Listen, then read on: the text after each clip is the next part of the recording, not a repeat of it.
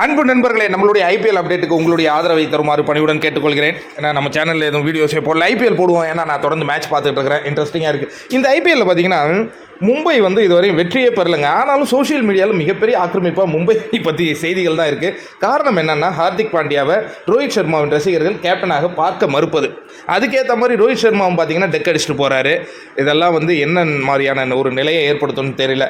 இப்போ ஹார்திக் பாண்டியா அவர் ஒரு அணியின் கேப்டனாக நினைச்சிருக்காங்கன்னா அவருக்கு சாதகமாக ரசிகர்கள் இல்லை, இப்போ டீம்மேட்ஸாவது இருக்காங்களா அப்படிங்கிற அந்த ஐயப்பாடும் ஏற்படுதுங்க. ஏன்னா அதிகமாக ரன்னை வாரி வழங்கிய அணியாகவும் மும்பை இருக்குது, அதிகமான குறைவான ரன்களில் அவுட்டான அணியாகவும் மும்பை இருக்குது. இது ஒரு துரதிருஷ்டவசமானது.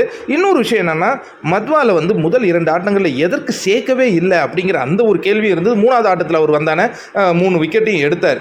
ஏதோ அந்த அணிக்குள்ளே ஒரு பிளவு இருக்கிற மாதிரி நமக்கு தெரியுது. பட் இதை சிலர் சொல்கிறாங்க, இது சோஷியல் மீடியா பரபரப்புக்காக இது நடக்குது அப்படின்ட்டு. அப்படி இல்லாமல் இருக்குங்க.